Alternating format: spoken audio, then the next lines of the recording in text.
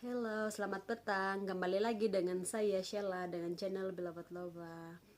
Apa kabar kalian semua guys? Semoga kita sentiasa sehat, diberi kesehatan, dipermudahkan segala urusan kita, dimurahkan rezeki, dan kita diberi kesehatan terutamanya, supaya kita melakukan sesuatu hal itu dengan keadaan yang sehat. Oke guys, hari ini saya mau buat vlog bercerita tentang kejadian-kejadian mistis di sini. Tapi sebelum saya mau lanjut, saya mau mohon kepada kalian di subscribe channel saya, di komen dan di share sebanyak-banyaknya. Oke guys, saya mau bercerita, tapi saya sambil mau makan mangga. Saya mau ambil mangga dulu supaya saya mau makan mangga sambil saya mau cerita-cerita dengan kamu orang semua. Oke guys, kita ambil mangga dulu.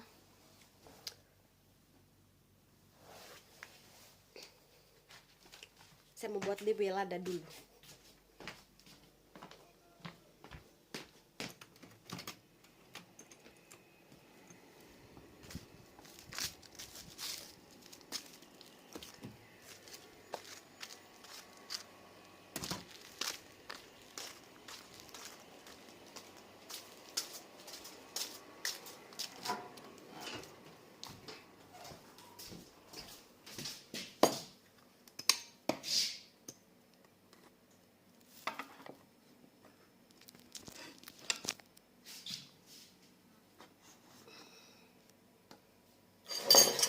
Saya mau buat lebih lada dulu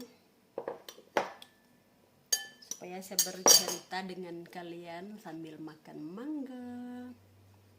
Abaikan suasana di belakang yang sangat berantakan guys. Maklumlah kalau dapur umum tuh banyak orang pakai, memang berantakan. Ini dapur umum banyak orang pakai.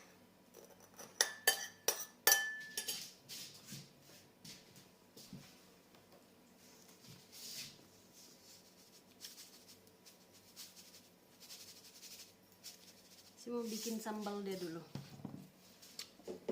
supaya kita boleh makan mangga muda itu dengan sambal, baru rasa enak.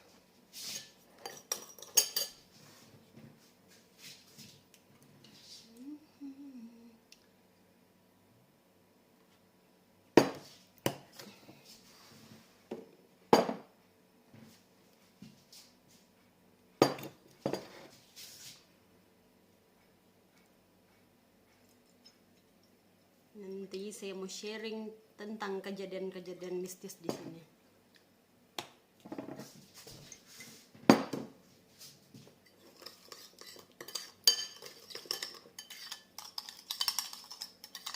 Ini sambalnya guys. Di sini sudah jam 6, tapi masih terang. Nanti jam 7:30 baru gelap. Ini saya makan mangga dulu baru makan nasi. Ini dia sambal dia.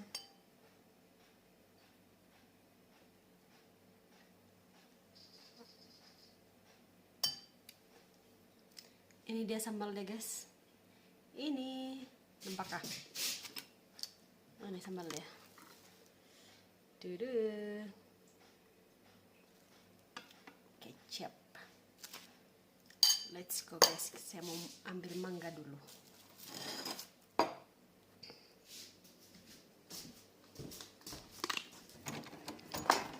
Buah mangga dia di sini sangat lebat sekali. Lebat dan lebat. Tengok nih guys. Buah mangga dia rendah. Nih, sampai di tanah. Ini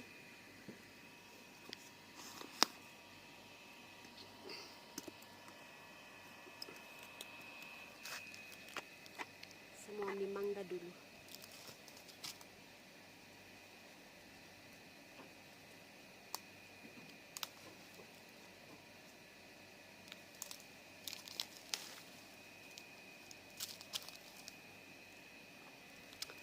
Dua cukup guys.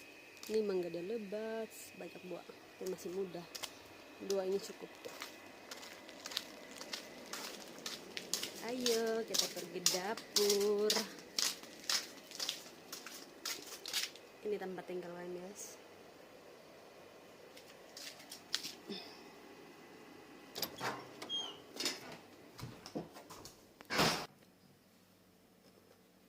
Ini mangga dia. Nih. Mangga dia masih muda.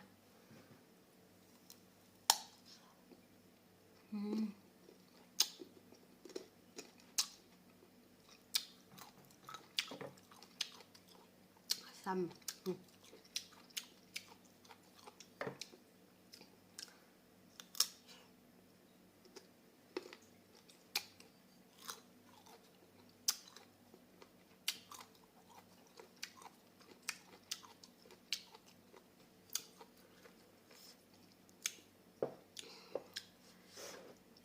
Kejap guys, saya akan lanjut ceritanya. Saya makan dulu.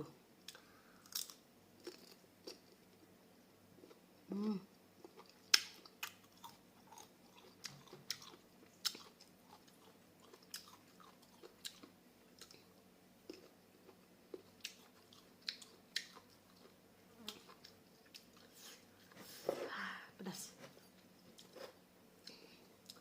Oke guys, saya mau lanjut cerita kejadian-kejadian di sini. Di sini guys tuh tempat tinggal di sini tuh seram. Pertama kali kami datang di sini, kami tinggal di sini.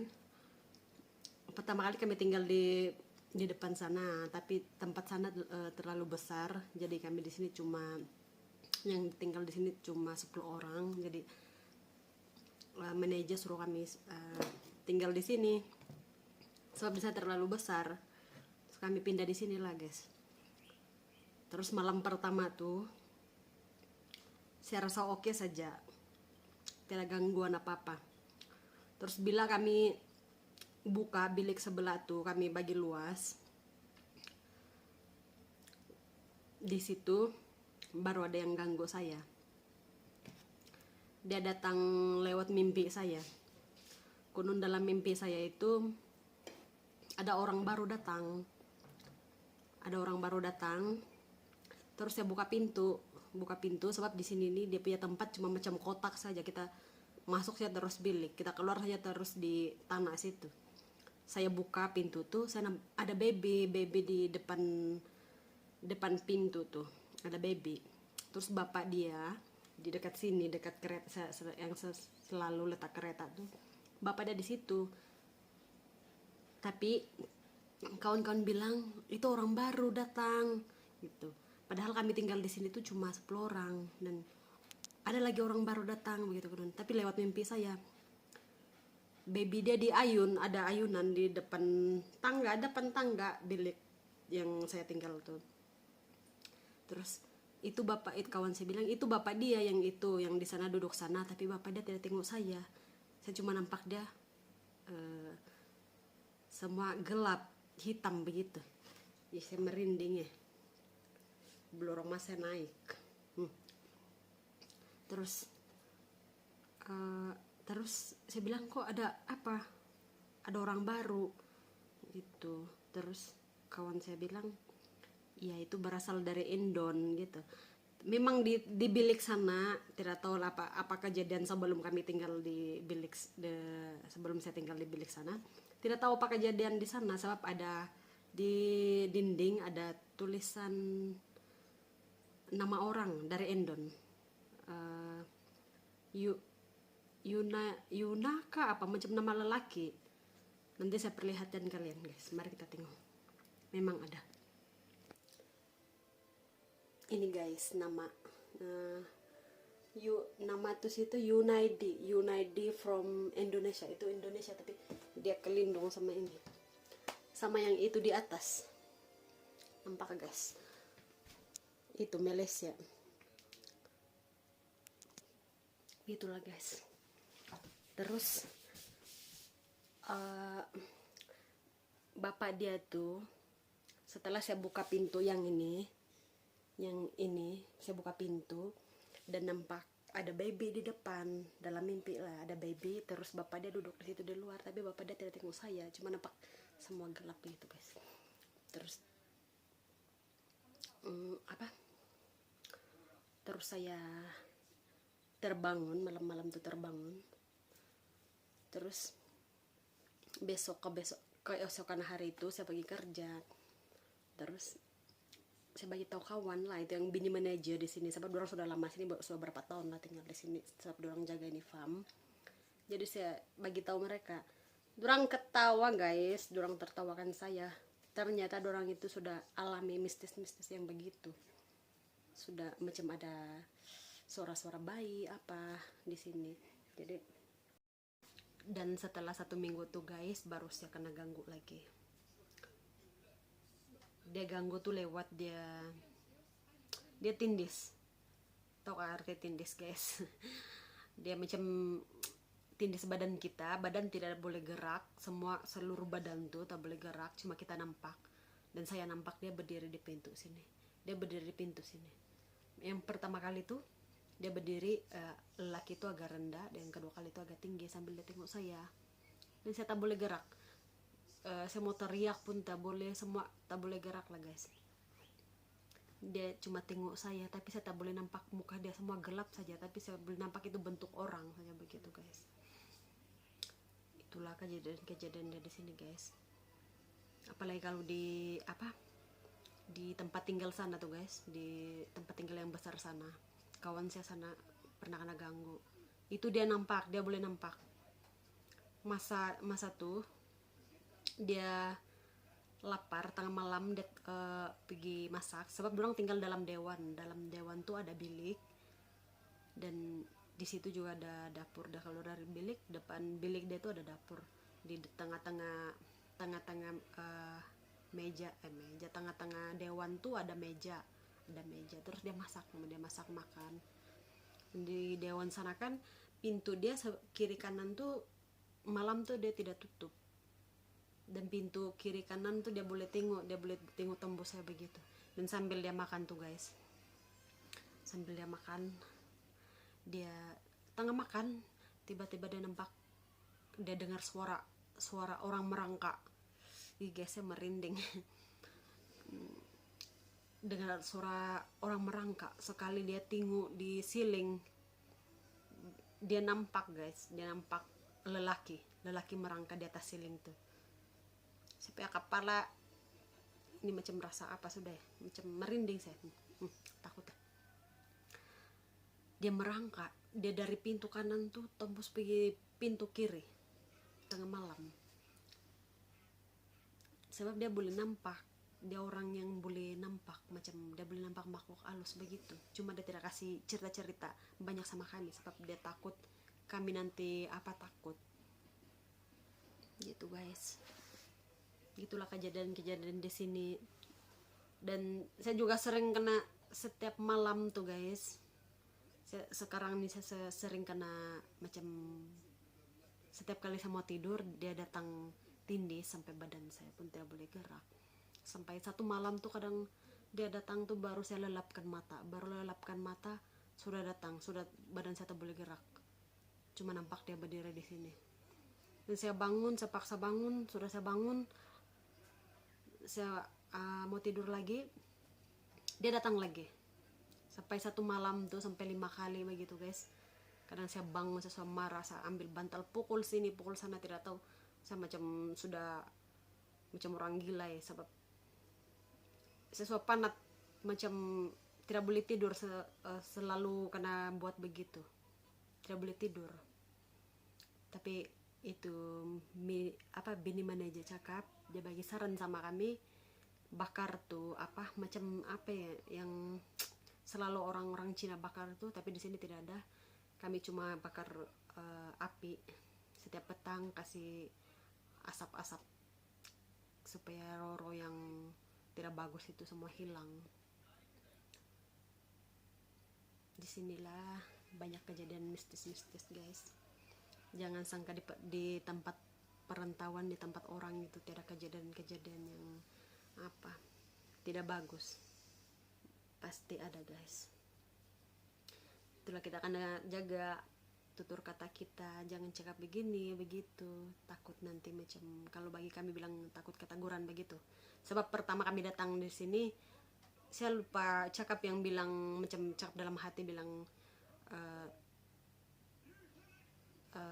cakap bilang begini, kami datang di sini cuma untuk bekerja dan tidak ganggu kamu. Saya lupa cakap begitu.